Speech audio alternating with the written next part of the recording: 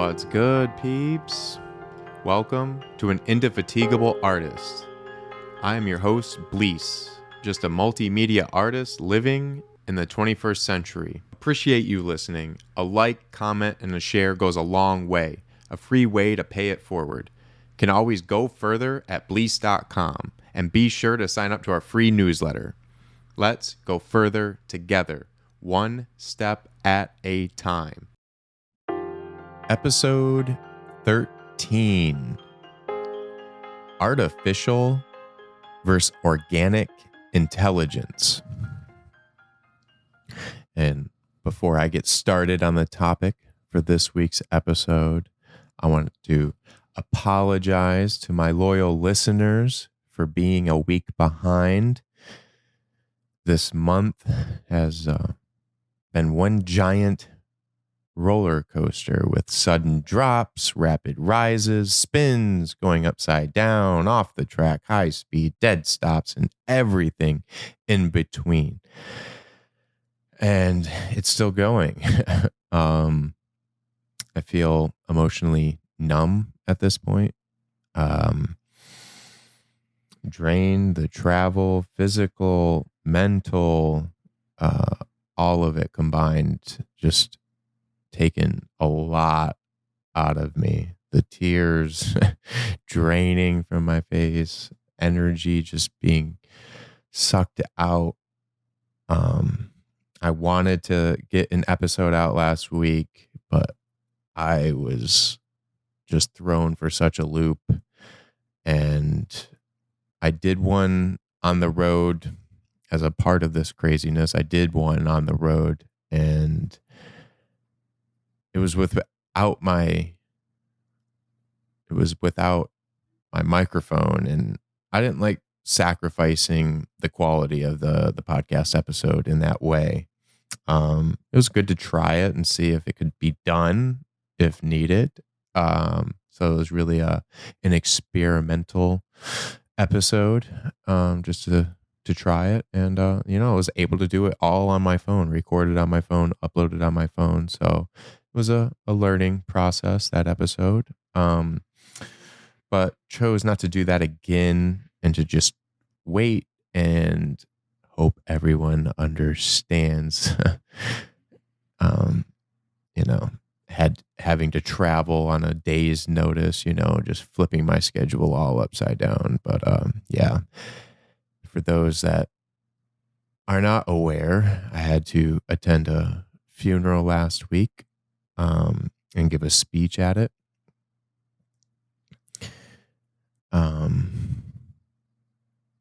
So last week really broke me down in many ways. I just had to survive in advance with the bare minimum that I could. And on top of that, I do have obligations. I have to work to keep the lights on and keep a roof over my head. And currently, as I sit here on this podcast, episode 13, I'm not being paid. This isn't sponsored. It's just out of passion, which is it's great for the soul, but not in terms of paying bills, at least for the moment. Given that, we have gone through some turbulence, and we're still here to talk about it. That speech I gave at the funeral was the most difficult public speech I've had to do. It was a room full of people. Must have been over 100, many of whom I did not know, as my uncle knew a lot of people, to say it lightly, and only a fraction of those people showed up. There could have been a lot more. But I had to stand in front of all of them and be completely vulnerable, allow myself to cry and let out how I felt about someone who has helped me tremendously along my life's journey. I did devote the previous episode 12, Say It Now, to him, and I won't get too much into it right now, as I need an emotional break It's really hard to be that emotional for an extended period of time, and then talking with others who are then dealing with a similar grief. It drains a lot out of you, and asks a lot out of you. Um,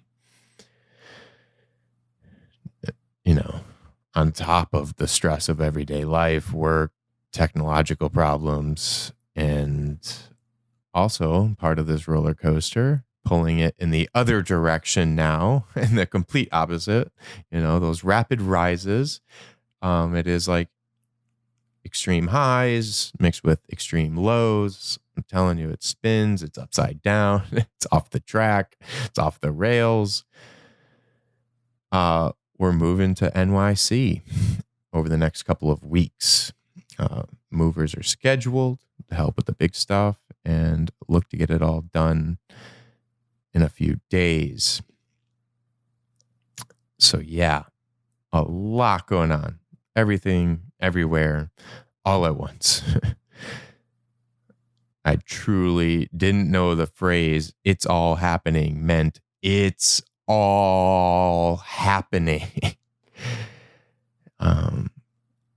But it is in times like these stressful times, these rapidly changing times, and these polarizing times of extreme highs, extreme lows, that actually pushes me into my work, as I want to get lost in it. I want to escape reality and dive all the way in. It was stressful moments like this that pushed my pen. That is the reason why I started to write, to escape reality. That's why I start the first novel with that poem, Reality. What is it? Living in dreams. What is in between? Opportunity, don't let it pass you by. Opportunity awaits. Hurry, for this opportunity will not wait. Don't debate. Don't procrastinate. Opportunity is there. Let it be your fate. Opportunity, near and far. Not every day. Opportunity is ajar. Take a ride in opportunity's car. Take you faster than a shooting star. Just a random poem that I wrote. And now I want to get into the topic that has really been occupying my mind the past few months, and one that I have written and read about extensively over the past decade. And with the rise of new technology this year has made me want to revisit this topic, that of artificial intelligence. I wrote my honors thesis. My honors thesis was titled Spectators with Dissociative Identity Disorder. And I was a multimedia film and video major, and I had to write about a film, and I chose Shutter Island, and said that the main character was in allegorical alignment with the spectator sitting in the cinema. And the character that Leonardo DiCaprio is playing has multiple personality disorder later, and is now called dissociative identity disorder. You dissociate from reality. And so he plays this dual character of Andrew Laeddis and Teddy Daniels. Through the whole movie, you think this person is Teddy Daniels. He's a untrustworthy protagonist in this way. And at the end, you realize, no, this is actually a mental patient that we've been following the whole time. And really ask the spectator to, look within a bit. And from this thesis, I've continued it since And my latest draft of this I put out in 2020. And I start from that foundation of Shutter Island with The Spectator and updated the title to Users with Dissociative Identity Disorder. And I put the allegorical alignment now with the social media user and the character Leonardo DiCaprio plays in the Martin Scorsese film Shutter Island, based on the novel written by one of my all-time favorite authors, Dennis Lehane.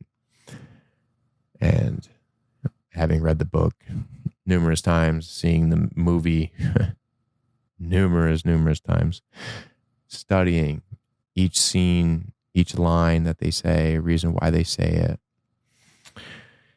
And when you compare all of the parts of the film, the plot, outside of the plot, all of the shot changes, the technicality of making this film, and the psychology behind writing a character like that, there's a lot of connections you can make in this argument. And you can go to Bleace.com and download for free this thesis paper that I put together and published in 2020. But I do want to hit on some of that here as returning to it and where I was in 2020 and where, I'm at now. This thesis was always going to be ongoing and will certainly have to be added to, as time progresses and as technology progresses. But it's interesting to see like where I was then and, what has happened since. And, people I study like Ray Kurzweil and his theory of singularity, and talking about artificial intelligence. So I posed this question in this thesis paper. How can humans intellectually compete with the exponential rise of artificial intelligence that will one day surpass Homo sapiens on the evolutionary scale? The time to stop comparing with humans in the past and start comparing our present selves with humans in the future is now. What influence has all the media on this planet, albeit books, music, films, and social media, had on the psychological profile of humans?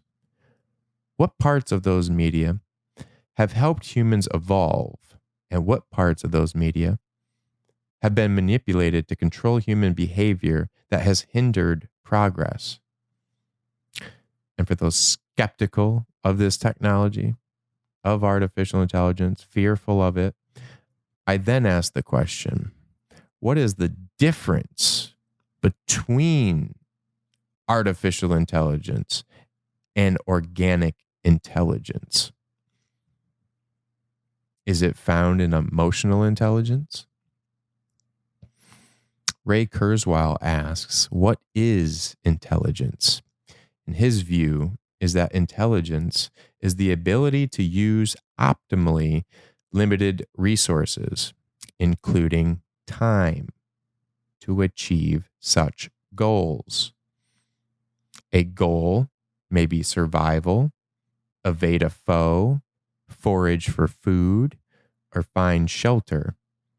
Or it might be communication, relate an experience, evoke a feeling, to seek transcendence, create an image, compose a passage, or it may be a personal expression with no clearly right answer. Now, looking back at the past 100 years, then, have humans confused technological progress with their own progress? Humans are able to accomplish their goals in the short term by creating new technology, but in the long term, is it not technology that is exponentially advancing at a much faster pace than Homo sapiens? Kurzweil argues, yes, and that one day computerized artificial intelligence will surpass that of Homo sapiens, meaning they will be able to process and disseminate information so fast that humans will not be able to keep up. Back to the question, what is the difference between artificial intelligence and organic intelligence? In this current draft of my thesis paper, with the first draft being published in 2015, the second draft published in 2020, and this third draft being written before you in 2023. I will be referencing and asking ChatGPT questions to see what it thinks, see what answers it gives to questions that I posed back in 2020. And I want to dissect the answers it provides. So I asked it the question, what is the difference between artificial intelligence and organic intelligence?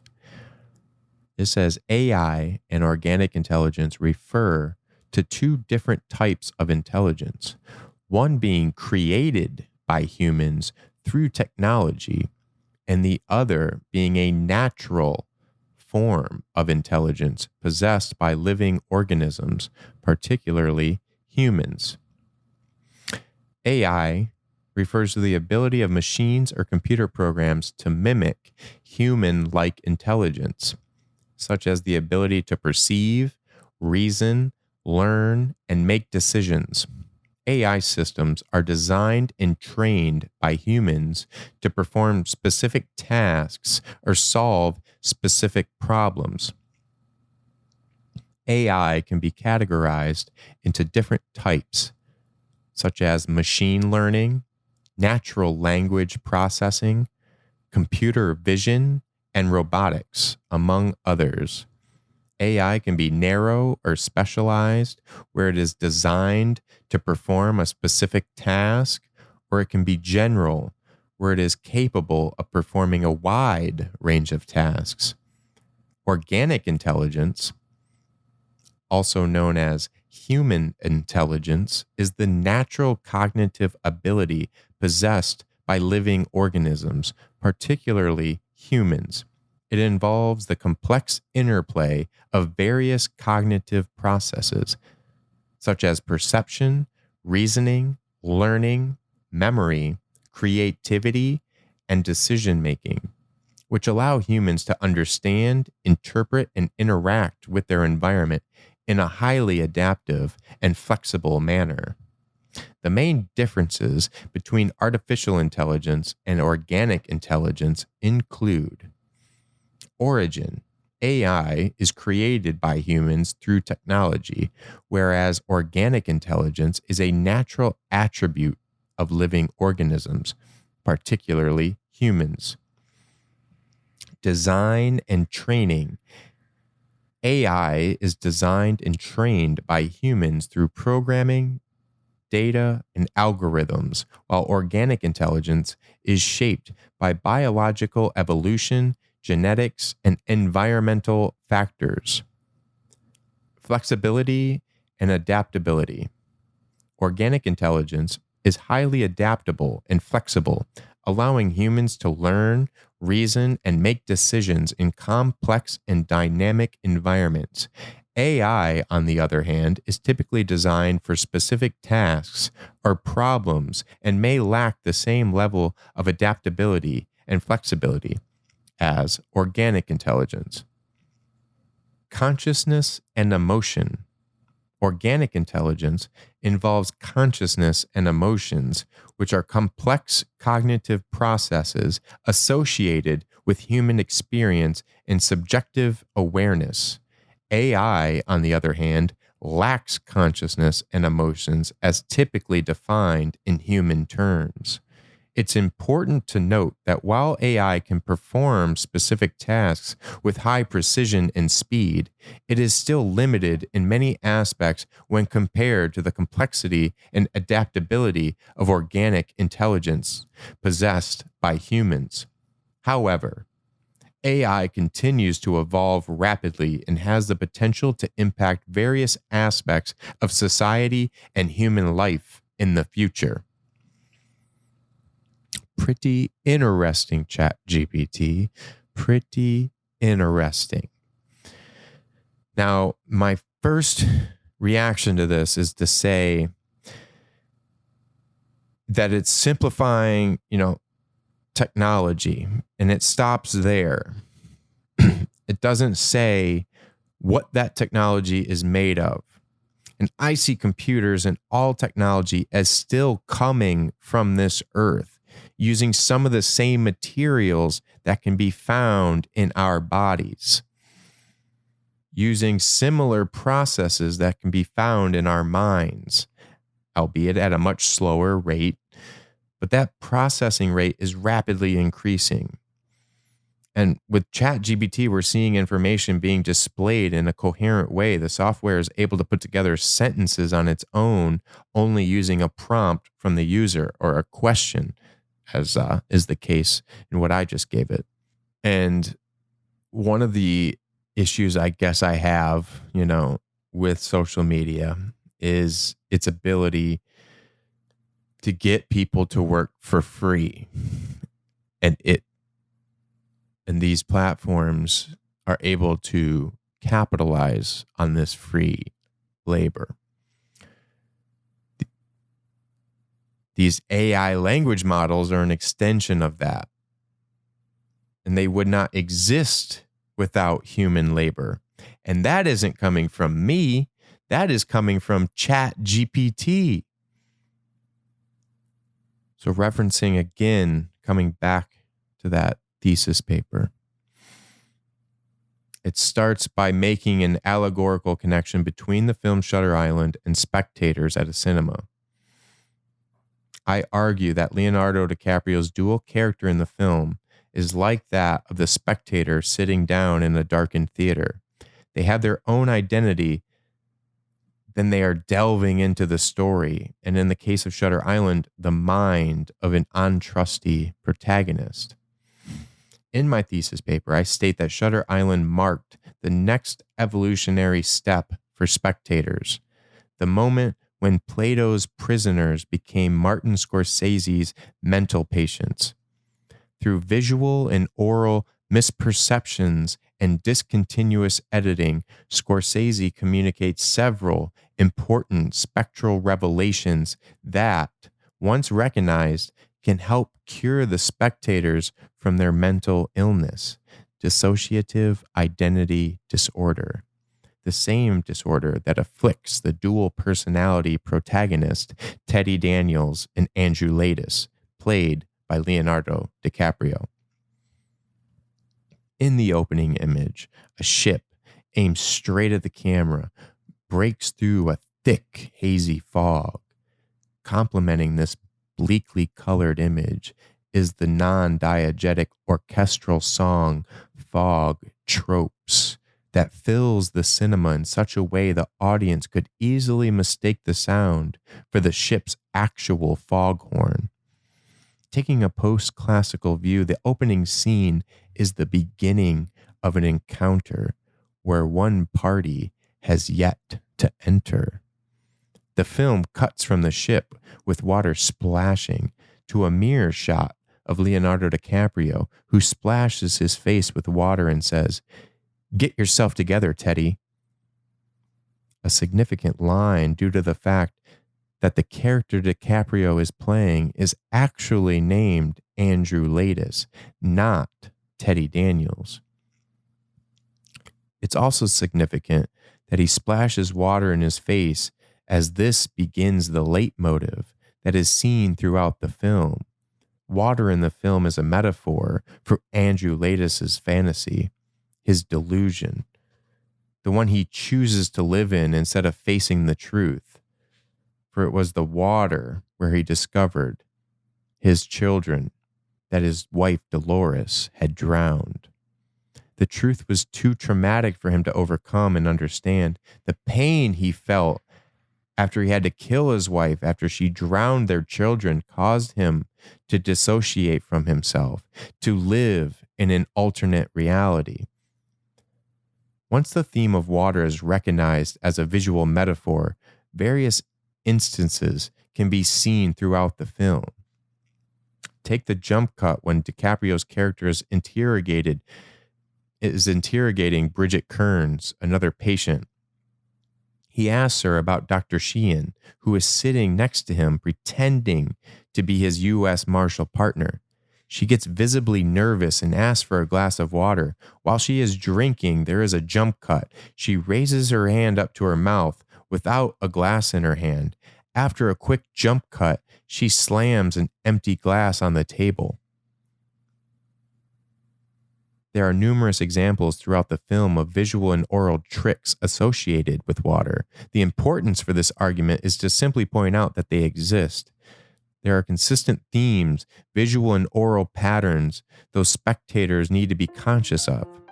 What this opening scene with the ship and the mirror shot of DiCaprio that establishes the water leitmotif tells the spectators that they have boarded a ship and delved into the mind of a character who suffers from dissociative identity disorder.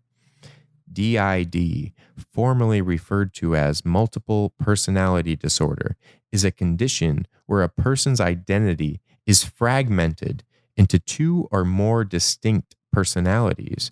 This dissociation from our learned identity is the result of some emotional trauma. And again, I'm not going to go through the entire paper here. You can download it for free at bleace.com. It's free because I just want to provoke some thoughts. So that's the foundation of it, is establishing this connection between spectators and this fictional character in a multitude of ways, which began in 2015 for me. And then in 2020, after the 2016 election, seeing the social media effects on politics at the time and how it was able to be exploited, I felt compelled to continue this thesis in 2020 ahead of the presidential election. And it, again, is asking questions. Before a child goes outside for the first time alone, does their parental guardian not teach them how to behave, what actions to take in order to stay safe, look both ways before crossing the street, stay on the sidewalk, only cross at crosswalks? What do those same parents say to the child before going online for the first time? Not to talk to strangers or add people they don't know, read the entire terms and conditions, maybe have a lawyer look over it to explain all the legalities before hitting accept? What is it they are adding to begin with? What is a social media platform? When the child opens the app, what is it that is being aimed at their mind? What kind of a computer are they giving control over their camera and microphone? What kind of information is it constantly gathering day and night and day while the human user is awake or asleep? The computer is in constant communication, not only among itself, but to other computers across the planet. Who has access to all that information? Where it's stored, how it's being used? Are you going to make a profit from it too? What are the users' terms and conditions for this information? Why are social media companies constantly changing their privacy policies and making human users continually hit accept? Did every user read the policy in its entirety? Did they send the social media company their terms and conditions that they have so they are not entirely succumb to this subordinate role? The first question that needs to be answered, in my opinion, when one looks at a social media platform, are they aware of the supercomputer guiding their mind with images, posts, videos, and music that is based on the user's behavior? They are the protagonists in this fantastical socialized environment, just as Andrew Ladis was the protagonist, Teddy Daniels, in his own fantasy. This current social media environment, Web 2 as many call it, is a combination of all the various media that preceded it: the radio, animation, television, music, internet, newspaper. Just as those have had psychological impacts on humans, so too has social media. Except by combining all of them, this effect is multiplied in efficiency. This is my argument right now in 2020, the year that I wrote this latest thesis paper. So this is quoting that. I argue that human labor is being given for free so that these supercomputers can learn human behavior. In the short term, social media platforms are able to sell this information on behavior to paying advertisers or other paying countries, as was the case with Russia in 2016.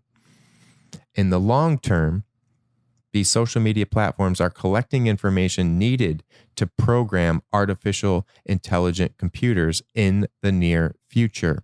Again, this was written in 2020. Right now, these neural net paradigms are rather ignorant.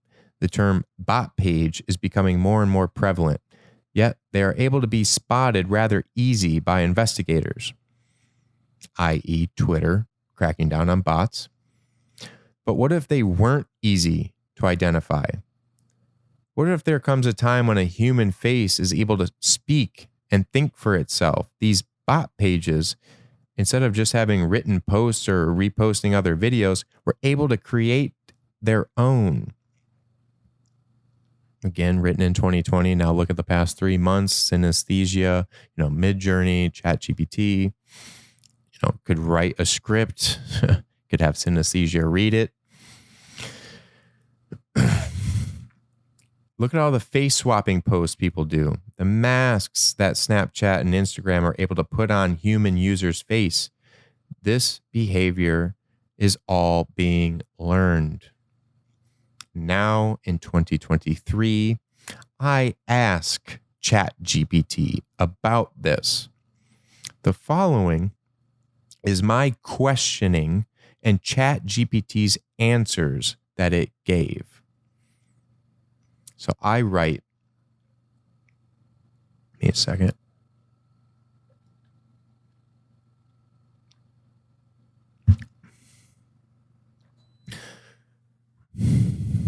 So I write, I am one of billions of people who worked to build artificial intelligence like ChatGPT for free. Tell me, how many humans' work hours in the form of inputting data to the sites that ChatGPT uses as a resource for information have been exploited, and what cost would it be if humans were paid for their time using these online platforms like Facebook, Instagram, or Reddit, Twitter? This is the answer ChatGPT gave to me. As an AI language model, I don't have direct access to data on the number of human work hours spent inputting data to websites used by ChatGPT, nor do I have information on specific platforms like Facebook, Instagram, Reddit, or their resource usage. However, I can provide a general perspective on this topic. It's important to note that the process of training a language model like ChatGPT involves using a large corpus of text data from the internet, which is used to train the model's algorithms.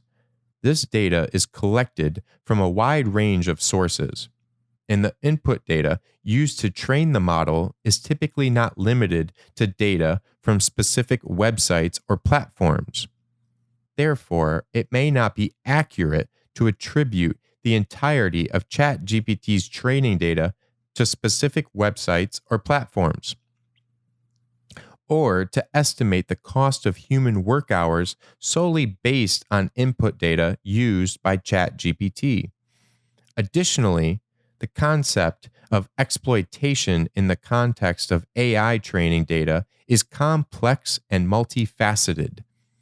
While it's true that human-generated data is often used to train AI models, it's also important to note that the individuals who contribute data to the internet, such as through social media posts, are usually doing so voluntarily and are aware of the terms and conditions of the platforms they use.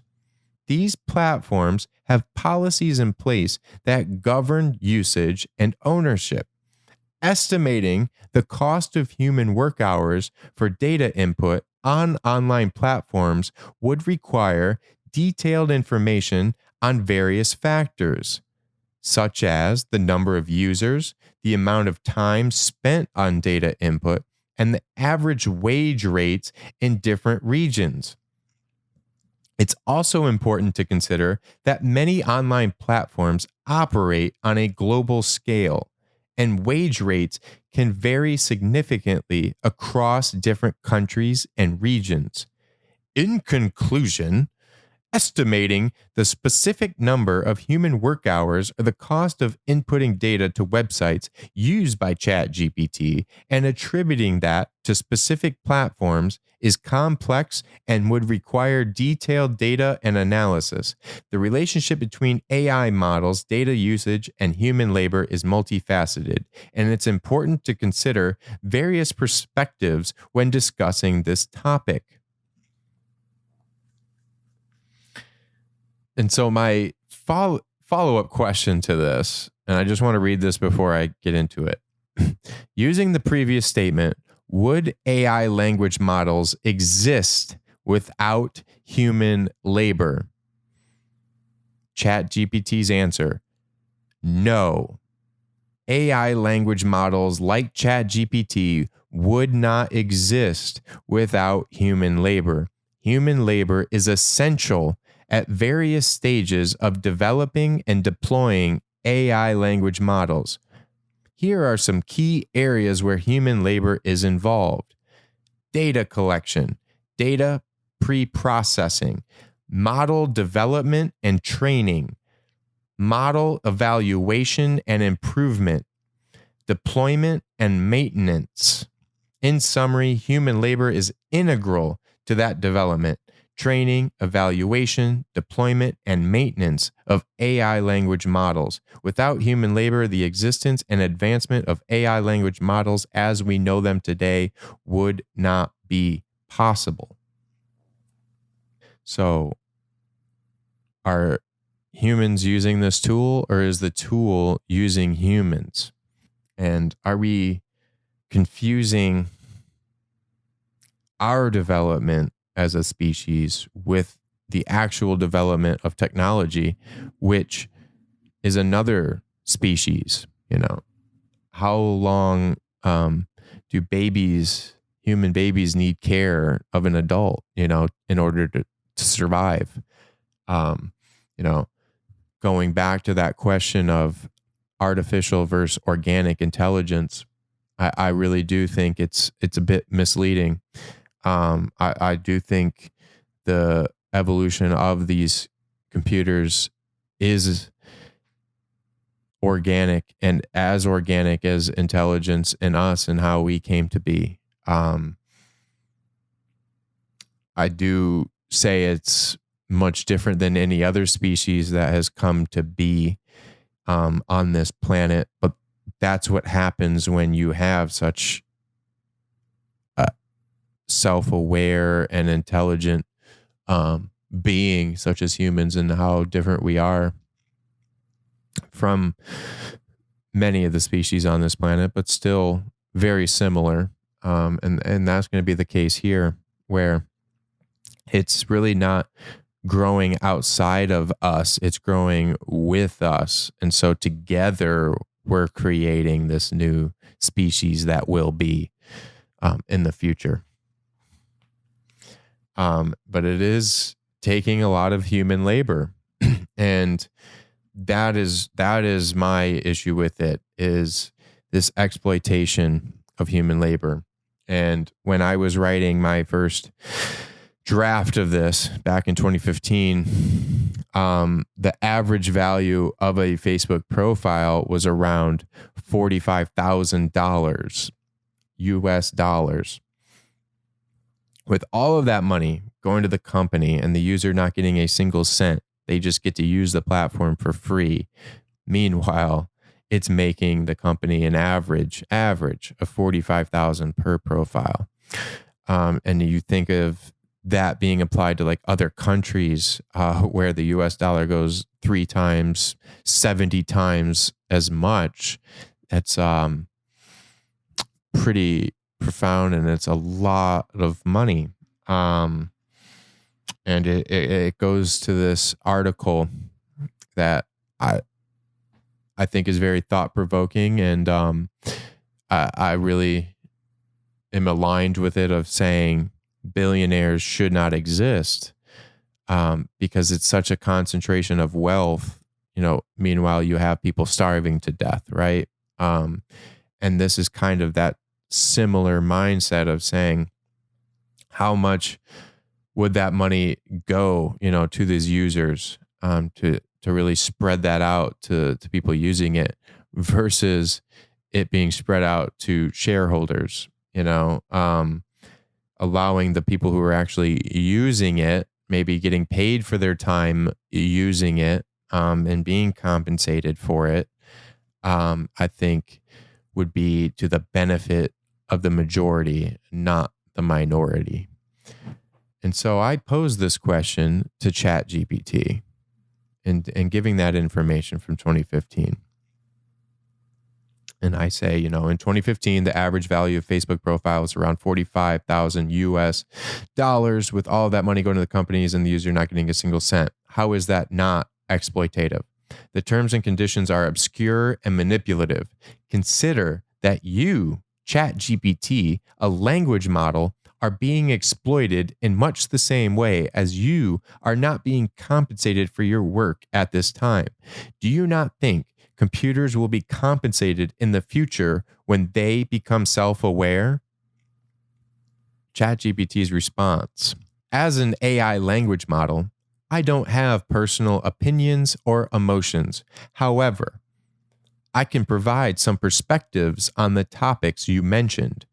The issue of compensation for user-generated data on social media platforms such as Facebook is a complex and multifaceted topic. Social media platforms typically have terms and conditions that users agree to when they sign up, which outline how user data is collected, used, and shared. Users often provide their data voluntarily in exchange for using the platform's services, which may include access to a network of connections, content sharing, and communication with others.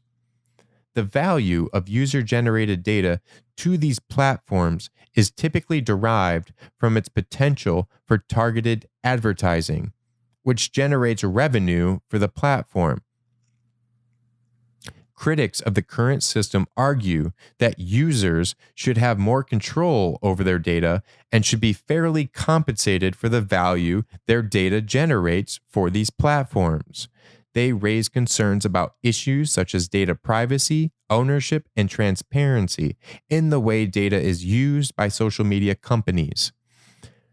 Regarding the concept of computers being compensated in the future when they become self-aware, it is a topic that raises ethical and philosophical questions. As of now, AI models, including language models like ChatGPT, are tools created by human developers and are not considered autonomous beings with rights or entitlements to compensation. However, as technology evolves, ethical considerations around the rights and treatment of advanced AI systems may become more prominent in discussions. It's important to note that the development and deployment of AI models involve complex legal, ethical, and societal considerations. The relationship between AI, data, compensation, and rights is an ongoing area of debate and discussion among policymakers, ethicists, and technologists, and it will continue to evolve as AI technology progresses. Now again, I ask, what do parents say to the child before going online for the first time? Read the entire terms and conditions? Has everyone read the terms and conditions? So ChatGPT is saying we voluntarily do this work, that we are on this basis of understanding, that we've read word for word these terms and conditions and hit accept.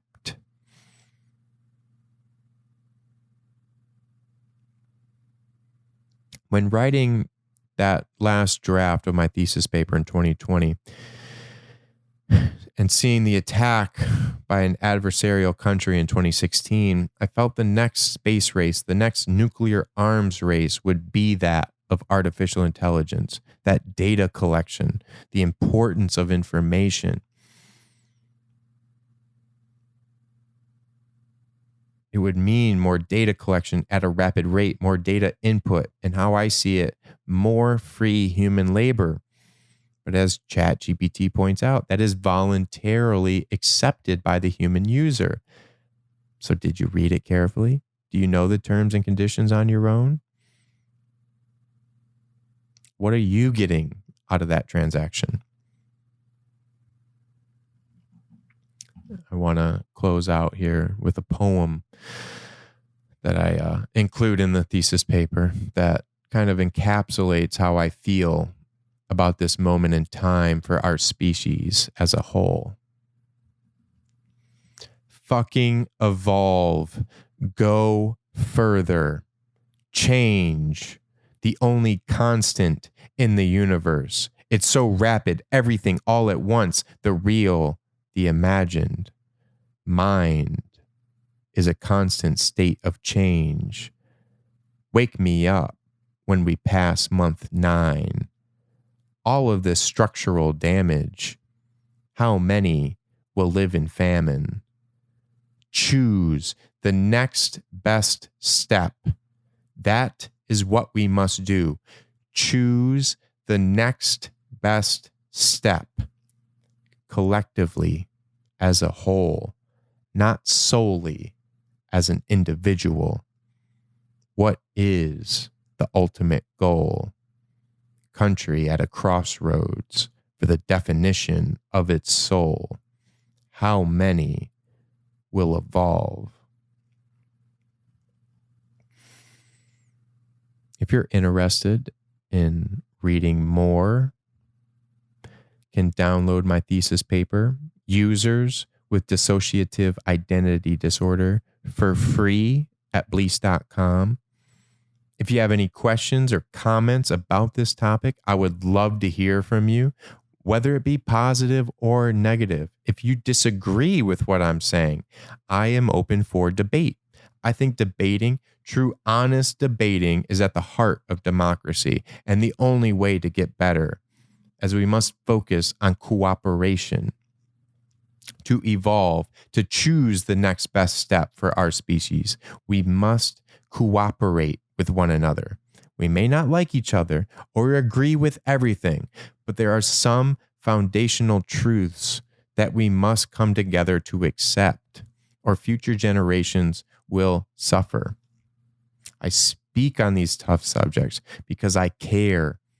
and I'm very passionate about them. I think staying silent is the worst thing anyone can do. Say what you have to say while you have the ability to say it.